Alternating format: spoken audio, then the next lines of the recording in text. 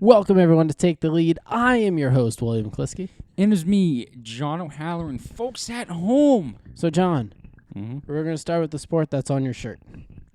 LeBron James. Now, do you want to hit us with a good story to start with? Let's see. I wouldn't really call it good. All right, Victor let's hear it. Oladipo could miss all of next season. Yeah, that's not good. He You're right, that isn't good.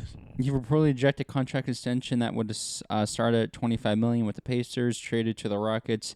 Then he rejected a 2-year, $45 million extension from Houston. In fact, Oladipo said the Rockets, who made the league's largest level offer, we know you're not going to accept it, but we still want you to understand that we want you here. Then he was traded to the Heat. He went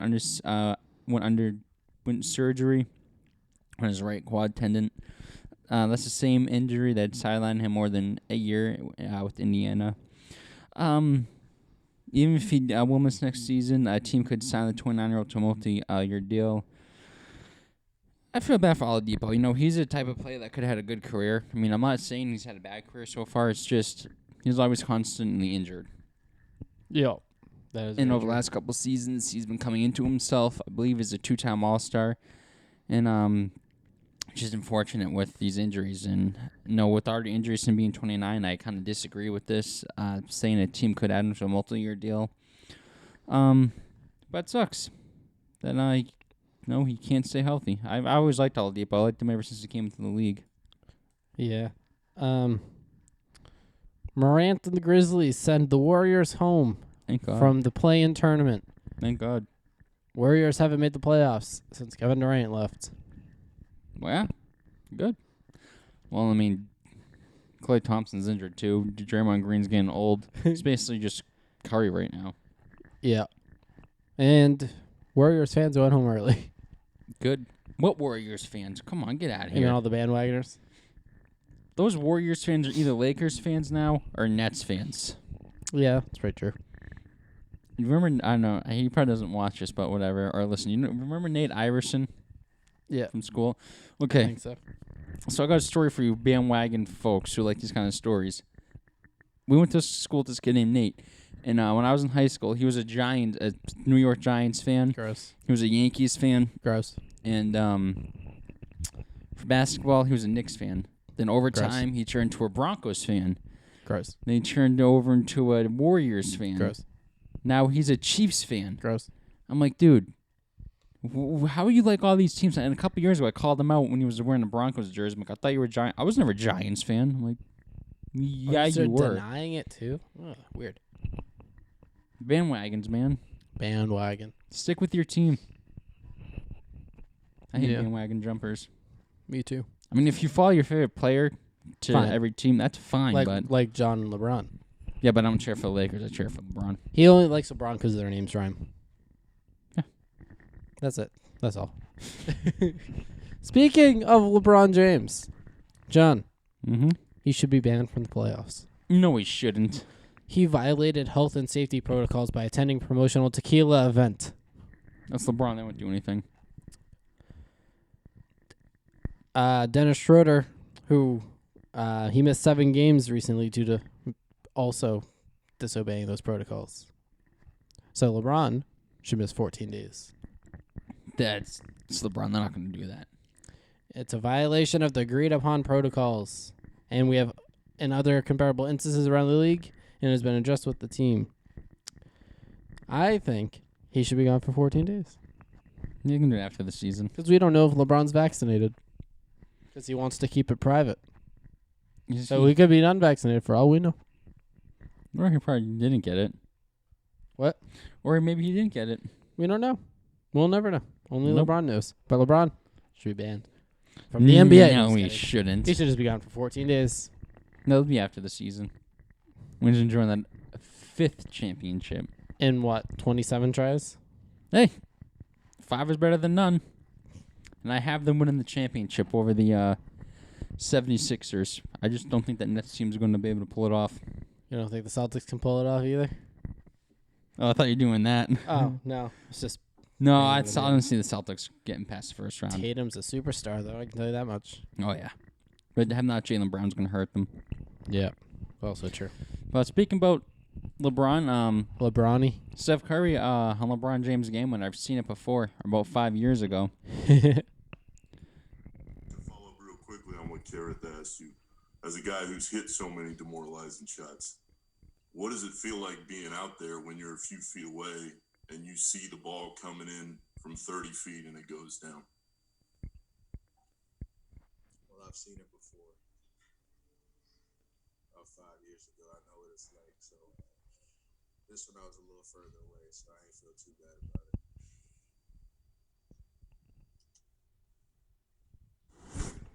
I mean, he's not wrong. He is not wrong. Your computer's making noise, John. I remember the shot when LeBron was on the Cavaliers back in 2009, or whatever it was, against the Magic in the playoffs. You know, I mean, people don't call LeBron clutch, but, I mean, who's the last guy to take the shot in 2013 finals against the Spurs? I'm pretty sure it wasn't LeBron, but it was Ray Allen. And if Yeah, probably. Ray Allen missed that shot, Wah, wah.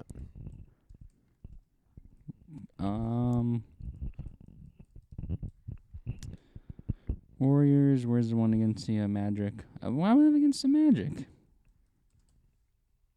You can find it, John. I believe in you.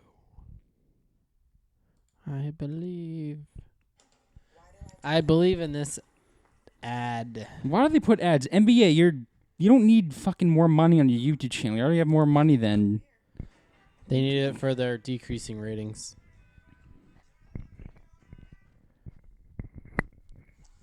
Williams will throw in. Rashard Lewis playing off the ball. Lewis gets it to LeBron for three for the win. Yes! LeBron James As a LeBron fan, it's tough to say if he's clutch or not, because usually he's never one except that taking the last shot. Yeah. Because he knew against that Spurs team, if he missed that, oof, that definitely would. I mean, people already say no with him being 3-6 in the finals, 4-7 in the finals, whatever it is. Yeah. You know, if he missed that shot against, let's say if he took that shot against the Spurs and he missed it, whoever got the rebound on the Spurs, I mean, what would you say about LeBron's career? Trash. If he missed that shot, because Overrated. then they would have lost in 2014 versus the Spurs, and they lost in 15 to the Warriors. So he'd probably only have 2 finals right now, the 3, because he won last year. So he'd be 3-8. Yeah. But he's not. He's going to get another championship this year. But Maybe, probably not. oh, he's getting another one. I probably won't. Just saying. That's what I really had for basketball. I really couldn't find a lot. All right. Want to jump into some baseball? Yeah. So, John, Yerman Mercedes. Yep.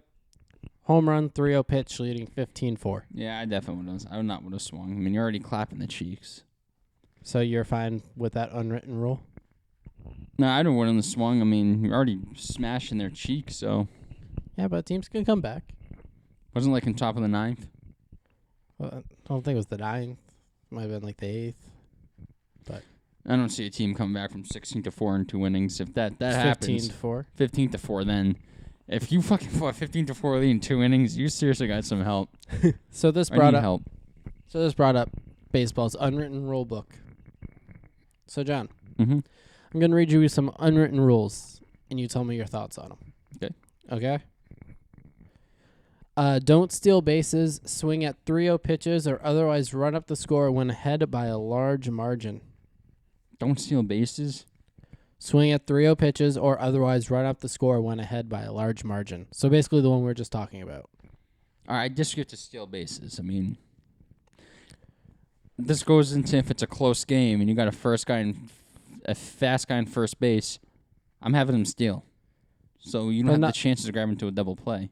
No, it's one ahead by a large Oh, margin. yeah, then don't fucking steal. Now, here's my counter argument based on what this article says. In 2001, Cleveland trailed Seattle by 12 runs during the 7th inning stretch, by 9 runs going into the 8th, and by 5 runs going into the 9th, and won. Mariners probably wish they ran up the score. How are you doing, Mariners? Isn't that the year you won like 127 games? Yeah. And the Braves yesterday beat the Pirates 20-1. Yeek. And there was also a 16-4 win by. There was also a 16-4 game yesterday as well. I forget who it was. 20-1. I'm Yeah. gonna have the Pirates' cheeks feel right now. Probably not good because Probably there was can't a lot sit. of home runs. Probably can't sit down right now. Probably not. There's 2 grand slams. Want to know something funny? The Braves have 6 grand slams this month. Just imagine if there was like a little Pirates family and they said, you know what, this weekend We're gonna go see the Braves for a in week Atlanta. for the week of This May week. whatever to the 21st, we're gonna go see the Pirates play. At Atlanta. A little vacation. And you see that the first night you're there. Second night. Second night. Yeah. Yikes. So, Wasted all that money to see your team get fucking smashed. yeah. So here's the next one. Don't steal bases or strut after home runs when behind by a large margin. So if you're behind, they don't want you to steal. I guess not. That makes no sense, but And the strutting is so it doesn't look like you're having a great time while getting murdered. probably not. It's not fun fucking getting smashed. It's not Yeah. fun losing by a lot. Yeah. So this one's funny. Ready? Don't swing at the first pitch after the pitcher has allowed back-to-back home runs. I mean, Red Sox did 4 against the Yankees, so I love that. And then it says, if that sounds hyper-specific and overly differential to a struggling pitcher, that's because it is. yeah. Don't show up your opponent. No, like when you hit a home run, you do the bat flip or whatever. Yeah. And slow homer trots and screams after strikeouts. Don't show up your fielders. So, errors happen. It is the pitcher's job to swallow the sins of his so-called supporting cast and focus on making the next pitch rather than whining or yelling at, otherwise gesticulating in ways that express their displeasure with the defense. All right. Agree with that one? I don't know. It's tough. I mean, you really shouldn't get mad at your teammate committing an error. I mean, if you're having like a perfect game, then maybe get mad. Yeah. But I'm sure the pitcher doesn't want a guy on base, so. Yeah. Throwing at hitters is the conventional retaliation. Do you agree with that? Yeah. Do you think it should be? No. Okay, so you don't agree with that. No, throwing at batters, no. I mean, it happens by mistake, but no, I'm just Well, don't then do it on that's not purpose. the same qualifying thing. No, I'm just saying, I know pitchers hit batters on no mistake, but if you do it on purpose, I mean, look what happened to Bryce Harper and Kevin Pillar. Well, those are accidents. Yeah, I mean, that can happen, though. Yeah.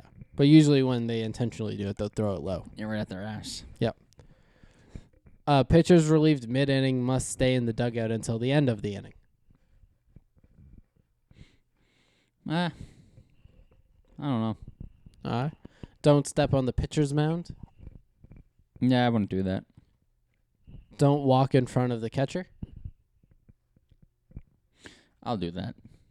So, another matter of etiquette, the imaginary line connecting battery mates must not be broken by an opposing batter. It is customary to walk behind the catcher and umpire from the on-deck circle to the opposing batter, into the opposite batter's box.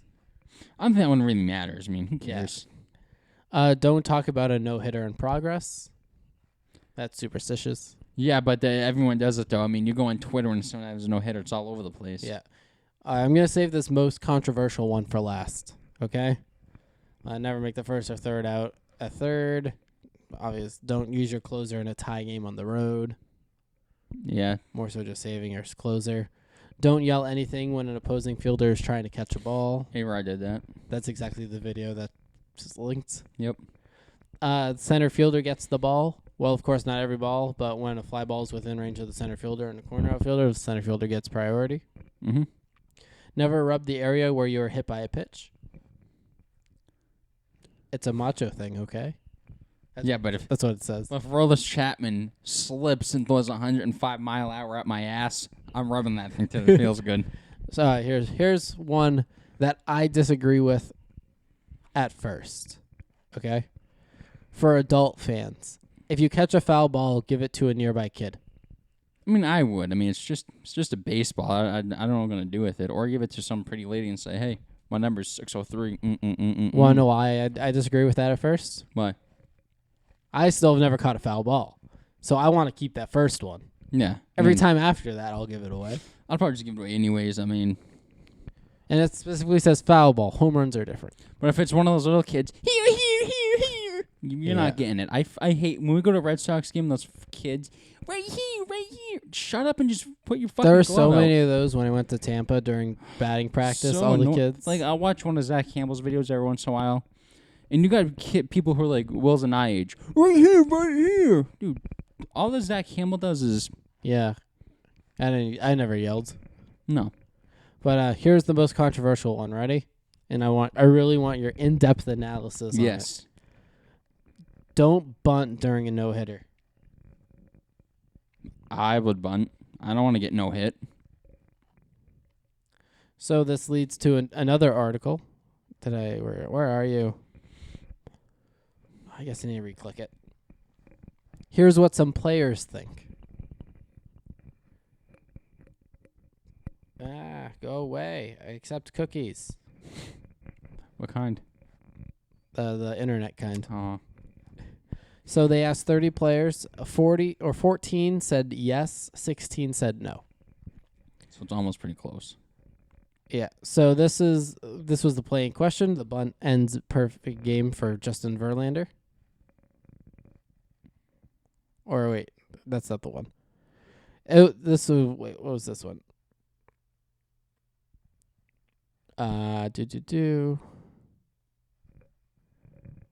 Where's the video? I think they're talking about the the Ben Davis bunt to break up Kurt Schilling's perfect game in the 8th inning. I think I remember that. So, I think he was on the Red Sox, I believe. no, he wasn't. No, he wasn't. He wasn't on the Red Sox in 2001. Oh, I'm sorry. Because I remember him pitching almost a perfect game against Oakland back in like 2007, 2008. And it got broken up in the 9th inning with 2 outs, which that's always the worst. Here's the bunt in question. We're ready to go now. Pitch on the way to Ben Davis. A chopper to second. Got to hurry up with it. No play. A base hit. Infield hit on the bunt for Ben Davis. How do you like that? I'll tell you what. From a macho standpoint, a lot of guys won't like that. Nope. To lay down a bunt when everybody's back and get a base hit and ruin a no-hitter will not go well in the fraternity of grown-up baseball players. But the hit's on. Davis at first. Here's Bubba Trammell. But I'll tell you what. I was thinking of Roger Davis when you said Ben Davis. I don't think he was around back then. No.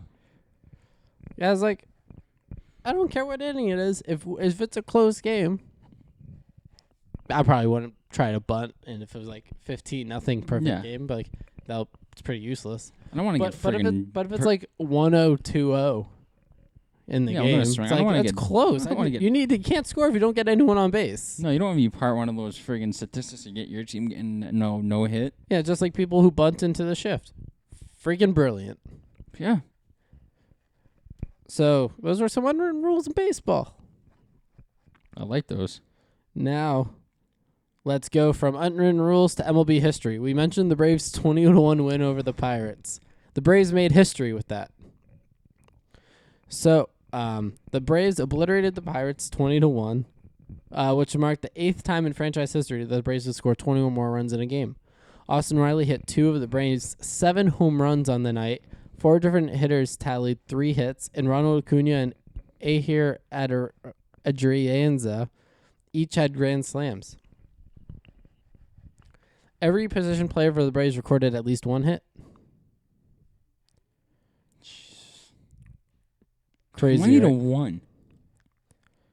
Yeah. So, let's see.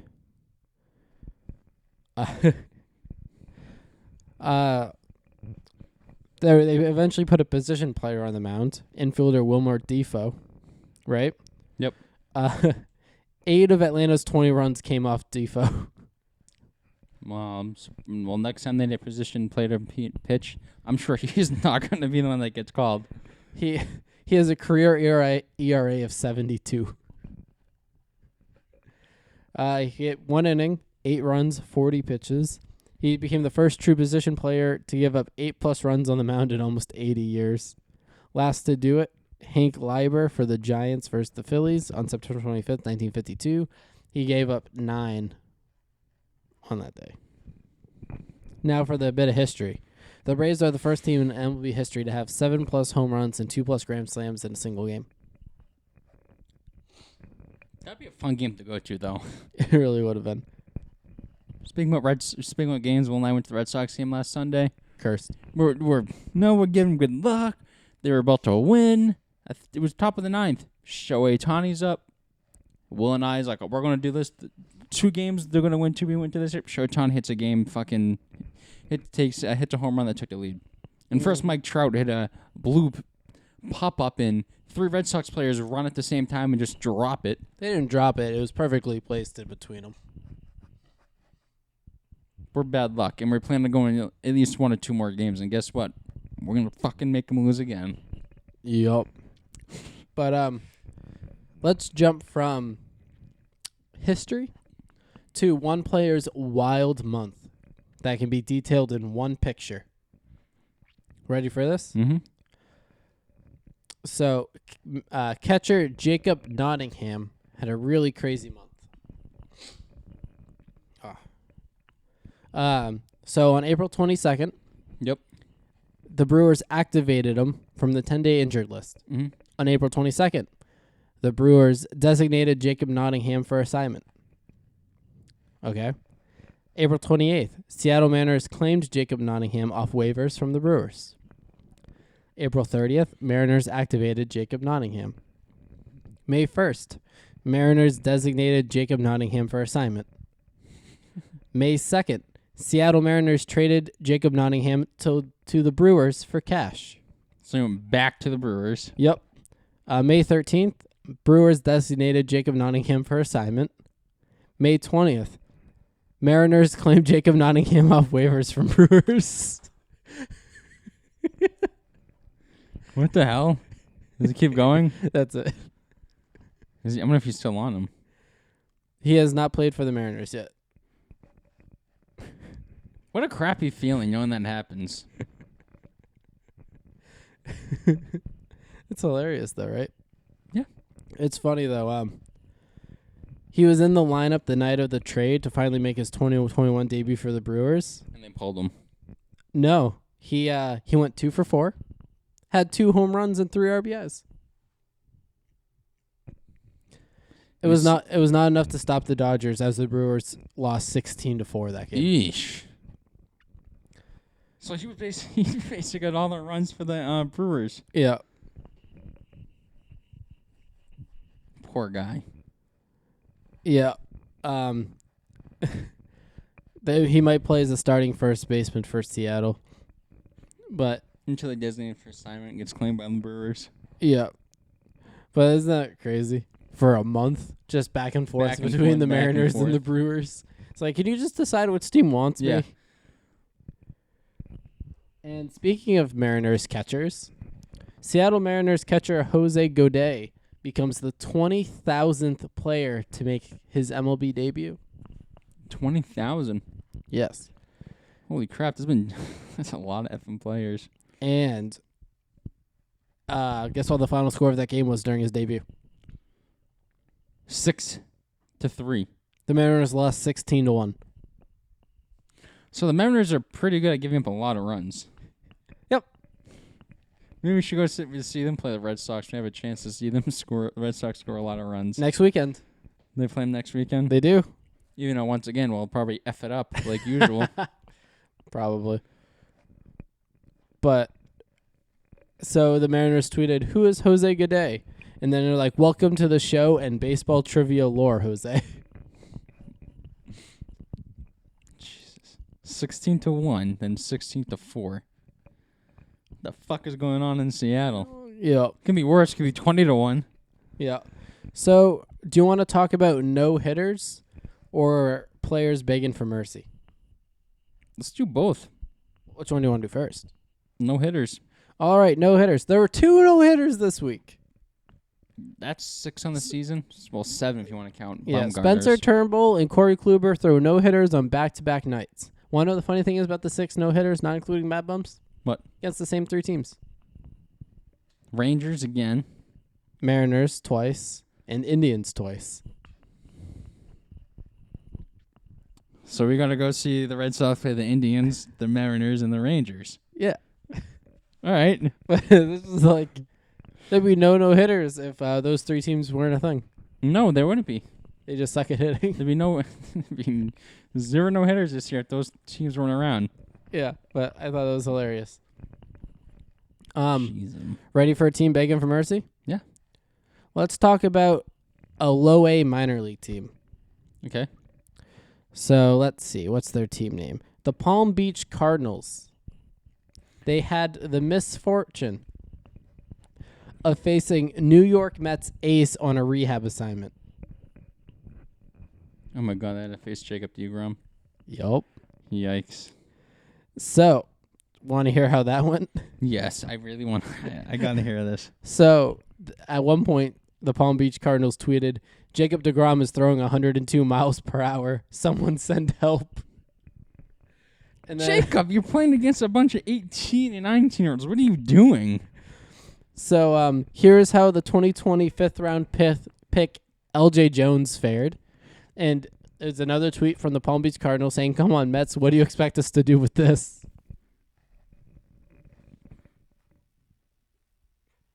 Oh my God. So the team also didn't have much patience for people whose advice for hitting a 102 mile per hour fastball was essentially get good. Mm-hmm. So Kevin O'Reilly, just some random person on Twitter, tweeted at him saying, "Here's an idea: learn to hit a fastball." Yeah. And want to know what they replied to it saying? We can't. They said, "We have 8 hitters who were born after the year 2000." Kevin, want to know what the average age of the Palm Beach Cardinals is? 22. Lower, 21.1. So he is pitching as much 18, 19, and 20-year-olds. And the team was hitting a combined 219 entering Thursday. Meanwhile, hitters have a 128 against deGrom. Jeez. You know, if I was on that team, coach was pitching, say, Jacob deGrom, yeah, I think I got stomach cramps. I'm not playing in this one. So the Mets got involved. From the first tweet I read that said Jacob deGrom was throwing 102 miles per hour. Someone send help. The New York Mets quote tweeted saying, "We'll take him back now. Sorry for any inconvenience." That's funny. And they replied, "It's like, are you though? Are you really sorry?" But Some of those people that run these Twitter pages are pretty funny. the Cardinals at least got an apology from the team that sicked deGrom on them, but it still wasn't happy, especially because it had to face a rehabbing Noah Syndergaard the previous night. It's not a fun time to be what was it, Palm City Cardinal, whatever it was? Palm City Cardinals. Yeah, I guess that would not be The fun. Palm Beach Cardinals. Palm Beach Cardinals. Do you want to hear deGrom's final line? Yes. He pitched 3 innings, right? Do you want to guess what he did? So 3 innings. You've probably faced about. Could face any between. It doesn't say how many batters. So give his line: hits, runs, walks, and strikeouts, and how many pitches? Okay, so 3 innings he pitched. Yeah. I'm gonna say no runs. Okay. 8 strikeouts Okay. and 2 hits. And how many walks? 1. You got 2 correct. So his final line in 3 innings was 0 hits, 0 runs, 0 walks, and 8 strikeouts on 41 pitches. The lone base runner reached thanks to an error at second base. Otherwise, it was 3 perfect innings with 1 ball put in play. 1 ball put in play. So if that guy he basically, even though he didn't pitch a full game, you can count that as a no-hitter, basically. Yeah, well, 3 innings of no hit. There's still more game to be played. Well, he's going to count that. Yeah. deGrom's team for the night won 7-0. Well, I wonder why. Because those freaking batters were set themselves. All right, we faced Jacob deGrom for 3 innings. We're just not going to try anymore. That's just one of the funniest things. I feel so bad for them. I do. Oh, they're 20-year-olds. We have 8 batters who were born after the year 2000, Kevin. I'm probably facing the best pitcher in MLB right now. Oh, 100%. It's just so funny. Anything else that I missed in here? No. I was speaking about no-hitters. Clayton Kershaw said increased no-hitters probably not good for the game. He said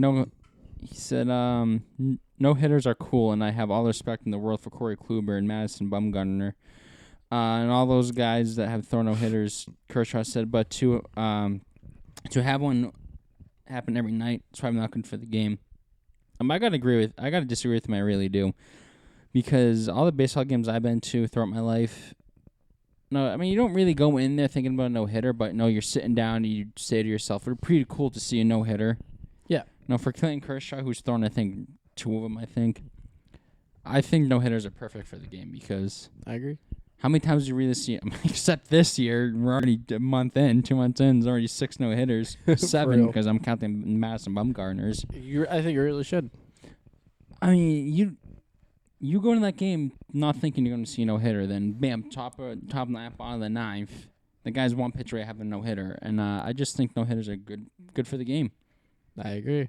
So, last thing I have for baseball. Mm-hmm. Willie Adames was traded to the Brewers. Yesterday, right? From the Rays, yep. Mike Trout is out 6 to 8 weeks with the right calf strain. I'm kind of disappointed we went to this Red Sox game, you guys know, on Sunday, and I was excited to see Mike Trout, and he went, 1 for 5? Yep. Such disappointment. That hit broke his, 0 for 30 slump or whatever he was on. Even though it really didn't break it. It was just one blooper. I'm disappointed how bad he played. At least we saw him before he got hurt. That's true. Imagine if we were planning to see the Angels and we didn't see Trout or Pujols. Or Shohei Ohtani. Well, I mean, we would have got Shohei, but imagine missing 2 of the 3. My brother went to an Angels-Red Sox game 2 years ago, and he was against the Angels. He missed Mike Trout didn't play and Mookie Betts didn't play, and I laughed in his face. That is hilarious. I feel bad. Hey, that's what you get for being a peck ahead.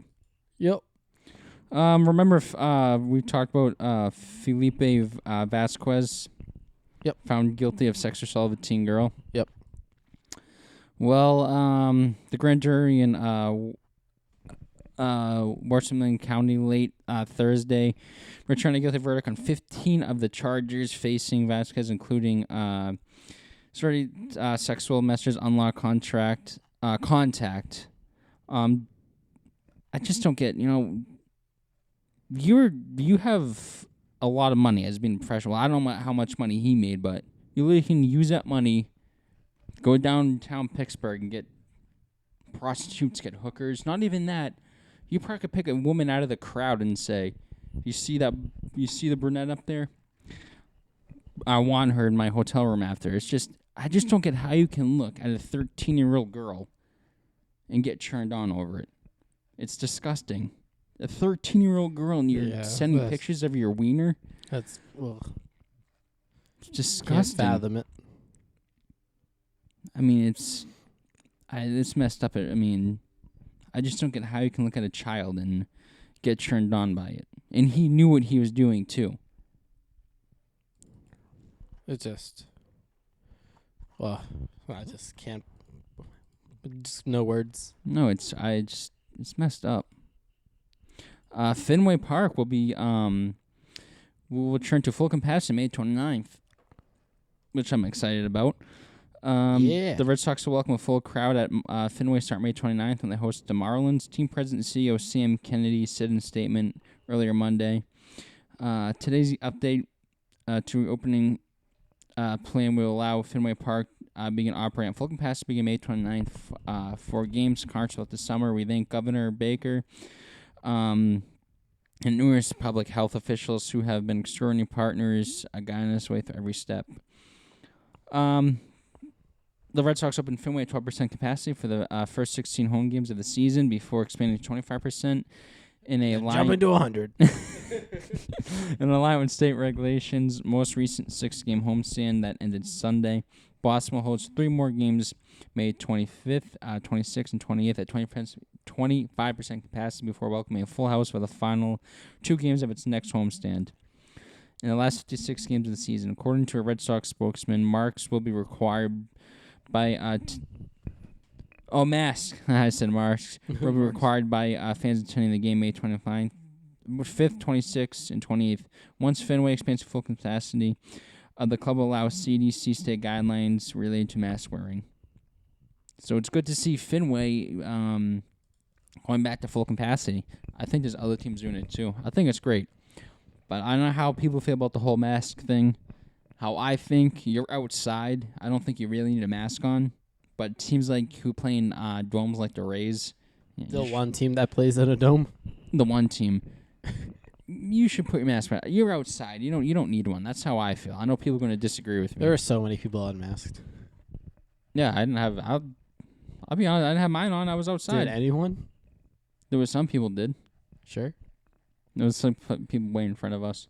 Ah. I don't think security guards even care. I don't think they even care, to be honest. They definitely. I didn't see any of those girls. They just happened to all be girls last time when we went in April.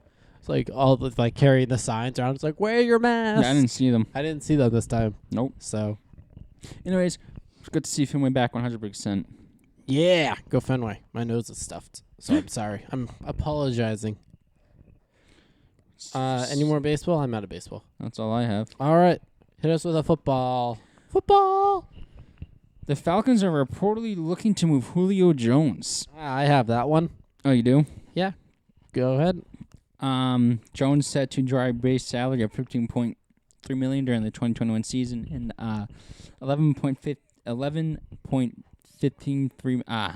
$513 million during the 22-23 season. Some of the teams' landing spots could be the Ravens, the Packers. Oh my God, Devontae Adams and Julio Jones. Even though Julio Jones is up there in age, I think he still can produce numbers. The 49ers, who are very interested in him. The Patriots, which I hope it doesn't happen. The Chargers and the Colts. Want to hear an underlying team? Yeah. Because I have a different story than you. Yep. How about Julio Jones to the Cardinals? Oh my God, dude, I would not want that to happen. DeAndre Hopkins is willing to restructure contract to help bring Pro Bowl wide receiver to Arizona. DeAndre Hopkins on one side. Julio, yeah, and Julio Jones on the other. You remember who they signed this offseason? And they signed A.J. Green. I think A.J. Green, he had a injury-prone season last year. Yeah, he is up there in age. But just imagine just those three guys. It's like, here's your wide receiver core. Kyler Murray's like, and if Julio Jones, A.J. Green can do what he did in Cincinnati. yeah. And they added friggin', even though it's a different side of the ball, J.J. Watt. Yeah. What the fuck is going on in Arizona? Super Bowl, baby. That's if they get it. But yeah, DeAndre Hopkins tweeted yesterday, somebody at the gym asked me would I restructure my contract for Julio, and he put this gif of Barney Stinson doing a 2 thumbs up.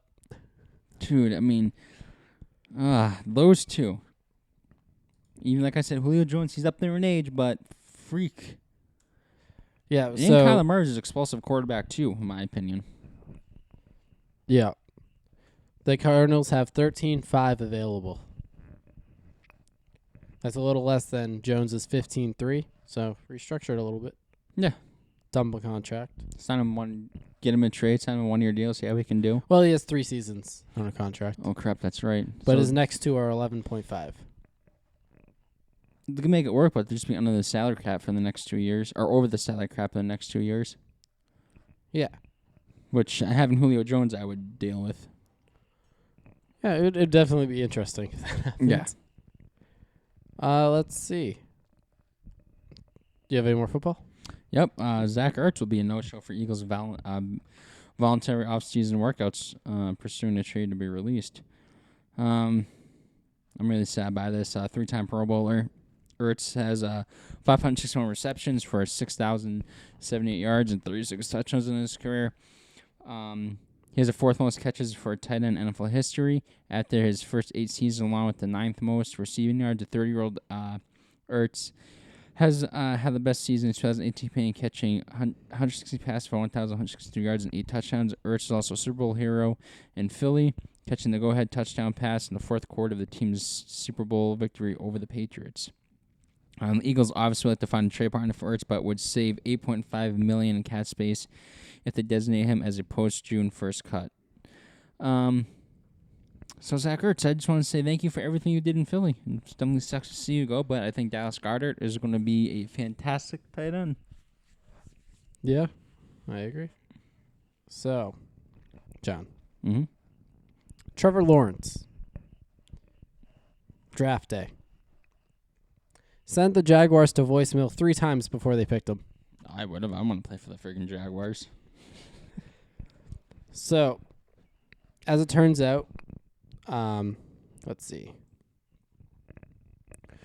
So apparently part of the NFL rules, the Jaguars are not permitted to officially make their selection until 7 of their 10 allotted minutes had passed. Which is weird. No, he probably saw Jackson number. He was like, oh, I should have stayed 1 more year at Clemson. When the Jaguars eventually did call, Lawrence did not answer. The Jaguars got a voicemail recording, and his voicemail was apparently full. Lawrence eventually responded to the Jaguars after he was called directly by head coach Urban Meyer. He was probably like, should I say to his family around him, should I deny the call? Should I deny the call? Yeah. He tried. He got far, but not too far. Yeah. So, do you think any draft day mishaps have happened like that before? Where like shit happened and then you just don't have anyone picked by the time your time expires? I was reading Nick Foles' book that he released a couple years ago, and I think it happened. It happened to him. He was about to be picked, and the power went out. Oh, I don't think that counts. I mean, his power went out. Yeah, just to see you're about to be picked, and the power goes out, or the phone died. I forget what. Either the phone died or something. Oh, it's when a team just want to hear what happened in this one. That's at least in the article. In 2003, when time ran out or the Minnesota Vikings in 2003, when time ran out on them at the number 7 overall pick after they were unable to orchestrate a trade while on the clock. Coincidentally, the Jaguars ended up being the benefactors as they were bumped up to number 7 and used the pick on quarterback Byron Leftwich. That's a crappy pick. The number 8 pick has been officially been drafted in my league, by the way. Who got drafted? Dalvin Cook. Great pick, great pick. Just figured I'd let you know. I got the notification for it. So, do you want to talk about Tim Tebow? Or do you want to talk about expatriate Chung? Let's talk about expatriate Chung. Do you know which Chung I'm talking about? Or Patrick Chung. Wrong. Who? Expatriate Eugene Chung. Never heard of him. Looking to be an NFL head coach. Says he was told, ready for this one? Yep. You are not the right minority. That's messed up. And the reason why you don't know Eugene Chung is because he was drafted in 1992, and he's an offensive lineman. Yep, never heard of him. And only spent 3 years in New England. So we were barely thoughts. Nope. I wasn't a thought. Nope. You were well and alive while he was with New England. It was 92. Yeah. That was... Remember, that was just a kid. You were a thought. Yep, picking my nose. Well, not yet, but pretending to pick. Well, almost pick him. Would have if he could have, but he was an infant. Mm-hmm. So, anyways, when former Patriots offensive tackle Eugene Chung was pursuing an NFL coaching job this offseason, a comment made by one of his interviewers struck a chord. As Chung sold himself, running through his accolades, experience, and everything he could bring to the organization's staff, the interviewer interjected, "It was said to me, well, you're really not a minority." Chung recalled. Chung, who is Korean, froze. I was like, wait a minute, the last time I checked, when I looked in the mirror and brushed my teeth, I was a minority, he said. So I was like, what do you mean I'm not a minority? That's messed up. The interviewer responded, you are not the right minority we're looking for. Chung was dumbfounded. Number 9 pick has been submitted by Roberto. He picked Justin Herbert. I mean, you know what? I'll give Bobby credit on that one. Justin Herbert had a good rookie season last year. Yeah. And that's when I realized what the narrative was, Chung said. I was blown away, emotionally paralyzed for a split second, and asked myself, did I hear that correctly? He asked the interviewer to elaborate. The question, Chung says, was rhetorical because he already knew what the interviewer was implying. I asked about it, and as soon as the backtracking started, I was like, oh, no, you said it. Now that it's out there, let's talk about it, he said. It was absolutely mind-blowing to me that in 2021, something like that is actually a narrative. The remark was shocking and heartbreaking to Chung, who has multiple years of NFL coaching experience and is working to become the league's first Asian-American head coach. Mm-hmm. The NFL has attempted to address its lack of diversity, instituting and updating the Rooney Rule to mandate that organizations interview at least 2 minority candidates for head coaching and coordinator openings. The owners also passed a resolution in November that rewards teams for developing minority coaching talent with draft compensation.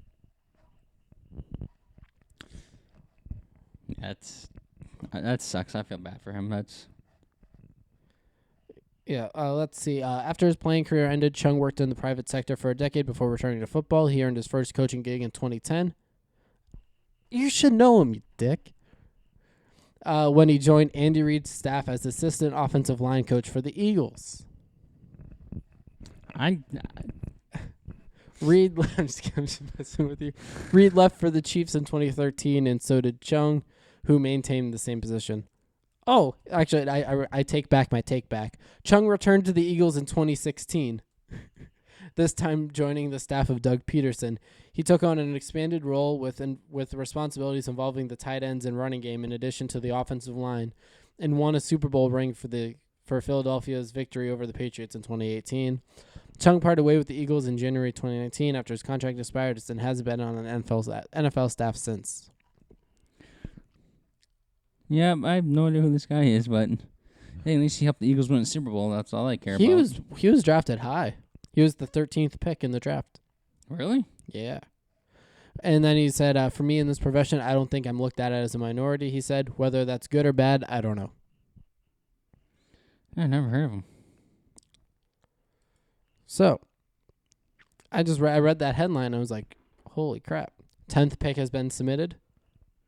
Who? Alvin Kamara. It's a good pick. Now the picks are flying by. Yeah, because half our drafters aren't at a wedding, so they can actually draft people now. They aren't at a wedding? They were yesterday. Was Bobby at it? Yeah. Do you have any more? We'll save Tim Tebow for last because I got 4 for Tim. Good old Timmy boy.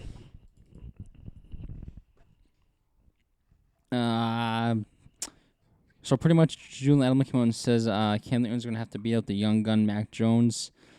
So Cam works hard. Now we got to see if he can work smart in the right areas. And if he does, then he's going to have some opportunity to do well. But he's also going to have to beat out the young gun. Chase the young gun is there. Little Mac Attack. That'd be a good fantasy football name. Mac Attack. Ooh. This kid, it's a first-round draft pick. That's like a real first-round draft pick. Yeah, no shit, June Edelman. Newton struggled to find his footing in his first team with the Patriots. He totaled 2,657 yards for 8 Brad's touchdowns. trying to trade pick 11. And 10 interceptions in 15 games. Brad is? Yeah. What pick does he have? 11. He's trying to trade pick 11. Yeah, from what number? He's trying to... He has pick 11, but he's trying to trade it. Yes. He just says, does anyone want pick 11? So I'm going to ask, what are you looking for?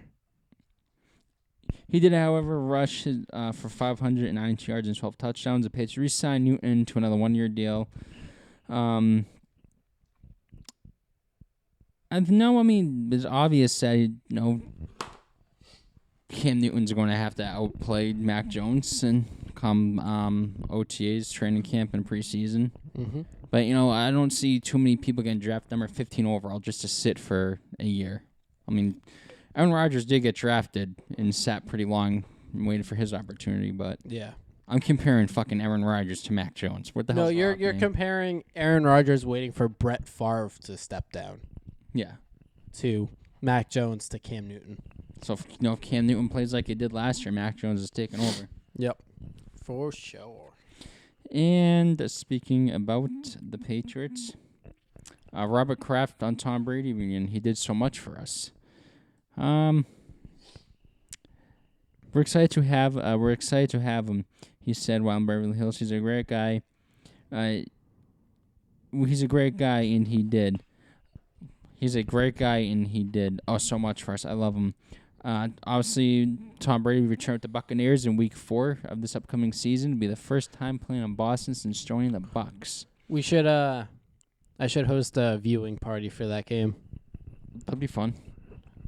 I'll buy a cake. A cake? A cake that says Tom Brady's return on it. Put it in. Do I do Bucks colors or Patriots colors? Half and half. Half and half. I mean, Robert Kraft wanted him to stay, and Bill Belichick said, "I don't want him anymore." I mean, Because he was getting old. yeah, and But he's still performing. Bill Still Bel- performing. Bill Belichick wanted to trade him a couple of years back, and he won him two He more wanted Super to keep Bowls. Garoppolo. Won him 2 more, and Jimmy Garoppolo wouldn't have done that. Probably not. But who knows? That is true too. You never know. But it'd be an exciting game to watch, and I can't believe my brother wants to go to that game. I mean, I want to go to that game too. But do I want to spend the money? Hell no. That's way too Fucking much. $2,000. I could go to 2 World Series games for that price. Dude, I'm going to talk to a season ticket holder for 4 tickets. Good luck with that. John, for the prices of that those tickets are going for, that's halfway to the price of a Super Bowl ticket. I'd rather go to the Super Bowl. Yeah. You want you want to do your Tim Tebow's? I just want to look something up. Yes. So, I'll do the quick ones first, and then we'll have a little discussion. So, Tim Tebow's contract, 1-year minimum deal with 0 guarantees. Yes. 1 year, $920,000, with 0 guaranteed money, and an injury split, which is the minimum contract. All right.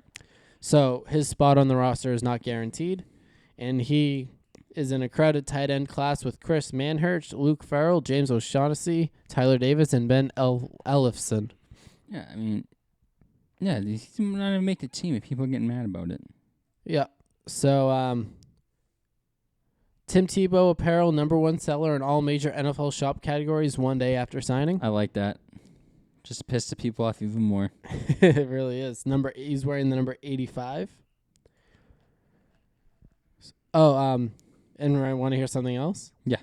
Hold on, let's see if I have the full image. It's not the full image. Adam Schefter tweeted yesterday at NFLshop.com today, the top 5 selling items are all Tim Tebow items. I love that again. Again, to piss people off even more. Yeah, that's freaking crazy, man. Want to know what the 5 items are? Tebow men's jersey, Tebow women's jersey, Tebow men's t-shirt, Tebow women's t-shirt, Tebow youth jersey. Good. Just to piss people off even more. Yeah. Let's see. Okay, we'll go to the next one. So Tim Tebow would join Doug Flutie with record 9-year gap between NFL games. Yeah, because I know. If he plays. Honestly, I think Tebow will get cut. You think he will? Yeah. He probably will. But now, this is the discussion that we're going to have. And this is why I said I needed a tweet about Stephen A. Smith and Max Kellerman. So, ESPN Stephen A. Smith says Tim Tebow NFL comeback is white privilege. How's it white privilege? Because Tebow's white and Kaepernick is not. I went over this last week. Colin Kaepernick had 3 opportunities the last fucking 2 years. Can you tell that to Max Kellerman, please? Well, Say Kaepernick hasn't had a chance. Hold on, let me find some actual quotes here. 'Cause I don't want to play the video because I watched it. It was a 7-minute video, Yeah, so it'll be screw too that. hard to find. So, Stephen A. Smith says that makes people, or he says, I'm happy for him, meaning Tim Tebow specifically, but when you look at the totality of the situation, if I'm going to bring up white privilege, when I brought up Steve Nash getting the job in Brooklyn, Is this not an example of white privilege, Smith said. What brother you know is getting this opportunity? That makes people uncomfortable because we're talking about race when I say something like that, he added. Let me be the first to say, I don't give a damn how you feel. I mean what I say. It is white privilege because that's not something that's happening for any brothers out there. Colin Kaepernick had a chance to sign with the Broncos, turn it down. AF, whatever the hell it was called, in the XFL, and went to $20 million from both of those leagues. Oh I can't stand that white. Fucking stupid. Ready for this one? The one here where Kellerman said? Mm-hmm. Let's see. Let me find... Oh, let's see the actual quote. It doesn't look like they have his actual quote here, but it says, Smith's co-host Max Kellerman said he didn't have a problem with Jaguars' decision to sign Tebow. However, he suggested that Tebow should mention that Colin Kaepernick, the former NFL quarterback turned activist who drew national scrutiny for leading protests against police brutality during the national anthem, has not received an opportunity to return to the league. He has. He didn't show up. Yeah, didn't he have a workout last year, 2 years ago? Yeah, he didn't show up. Yeah, he blew it off and went somewhere else. Yep. And then Kellerman said, it would be nice for Tim Tebow, who has been given this opportunity. He doesn't have to apologize for it, but it would be nice for him to mention Kaepernick's name. He doesn't have to mention anything. I just think that's just not true. He got signed to play a different position. If he And was, it's not even a guarantee he's going to make the team. and let's say if the Jaguars, It's not like Tim Tebow is going to be a starter. Kaepernick, all right. Tim Tebow signed 1 year, $920,000. Not a guarantee he's going to make the team. Kaepernick wants to be a starting quarterback, making starting quarterback money when he's not a starting quarterback. no, he's And when there was other league alternatives, he wanted $20 million. And guess what? Both Colin Kaepernick and Tim Tebow sucked as quarterbacks. And they both had one good season.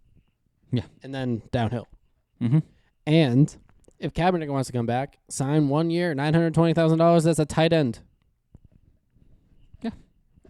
Find out if your college head coach is a head coach in the NFL and go talk to him.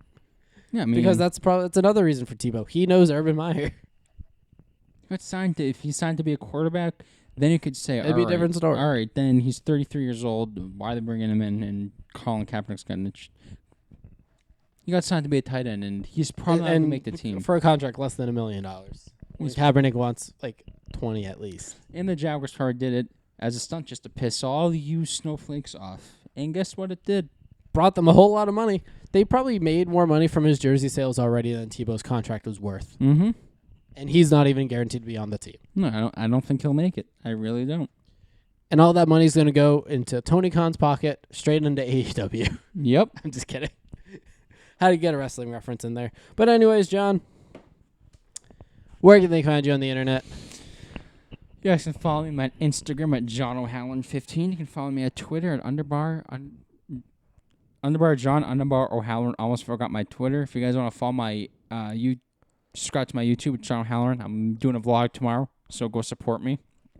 Will, where can they find you on the beautiful interweeb? You can find me on both Twitter and Instagram at Tim Tebow. You can follow the show on both Twitter and Instagram at TTL Pod. Please rate, review, and subscribe on your preferred listening platform. And subscribe to the YouTube channel for the video version of the podcast. And share with your family, your friends, and your coworkers, whoever. And that's the bottom line.